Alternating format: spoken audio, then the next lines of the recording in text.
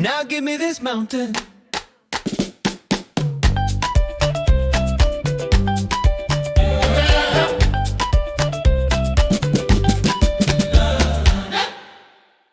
Today, we're digging into the story of Mohamed Jaffer.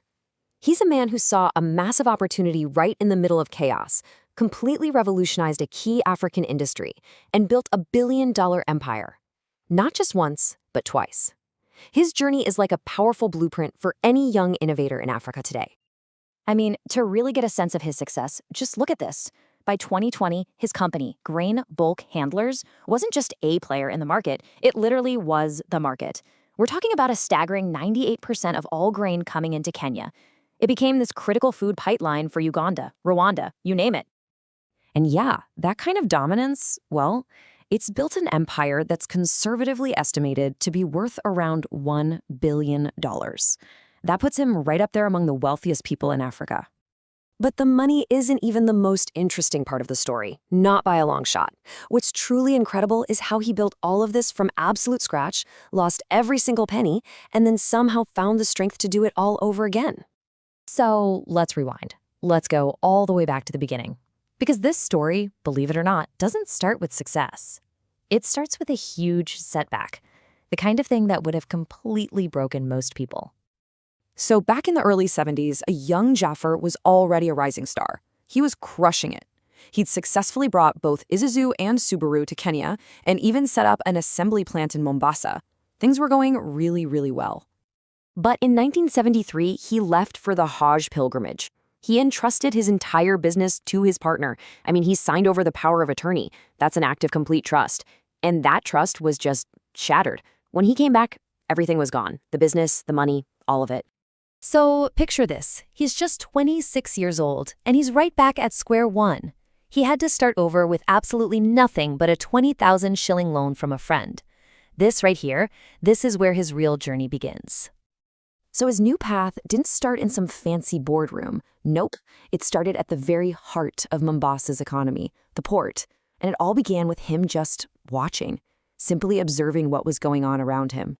Every single day, he saw grain being handled the old-fashioned way, slowly, by hand, in these giant bags. It was so inefficient, so wasteful, and so expensive. And he just knew there had to be a better way, because he'd actually seen it on his travels in Europe.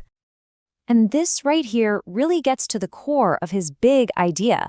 He looked at the inefficiency and thought, why is everyone bagging grain right here on the dock, causing traffic jams and spilling it everywhere? His vision was simple. Bring the grain directly into giant silos in bulk, and then bag it from there.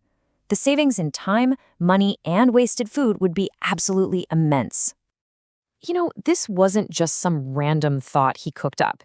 He had seen the future of logistics with his own eyes in the super efficient ports of Hamburg and Genoa.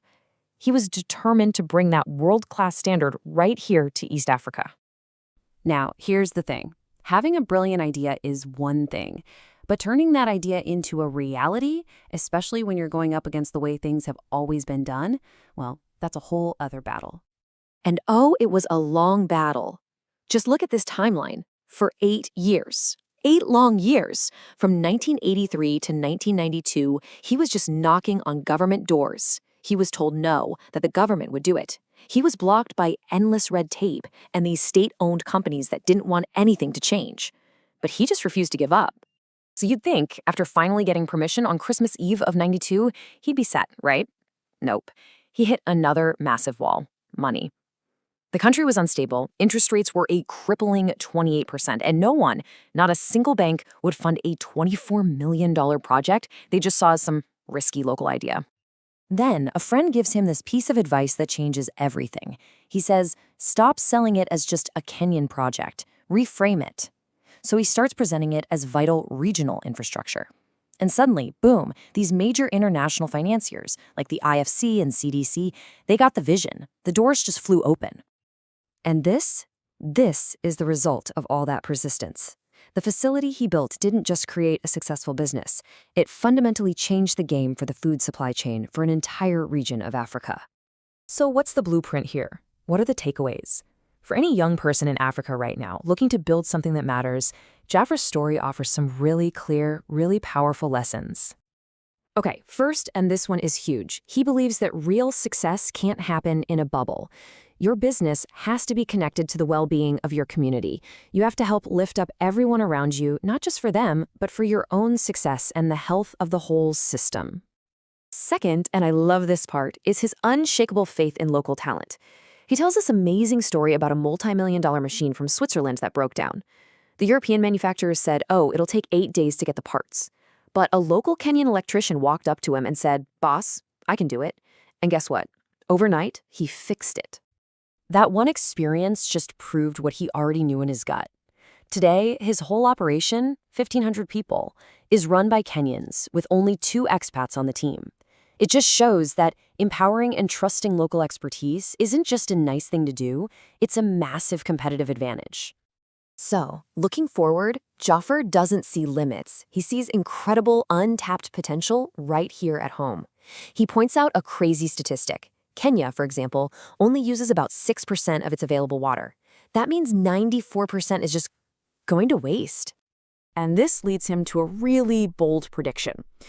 He argues that with better resource management, Africa has everything it needs, not just to feed itself, but to become the breadbasket for the entire planet. That's the real scale of the opportunity we're talking about. So think about it. Jaffer's entire billion-dollar empire started because he noticed a local problem at the port, something people probably walk past every single day and just accept it as normal. Which really just leaves us with one final thought. What's the local problem you see every day? What's that inefficiency that, if you solved it, could hold the next great African opportunity?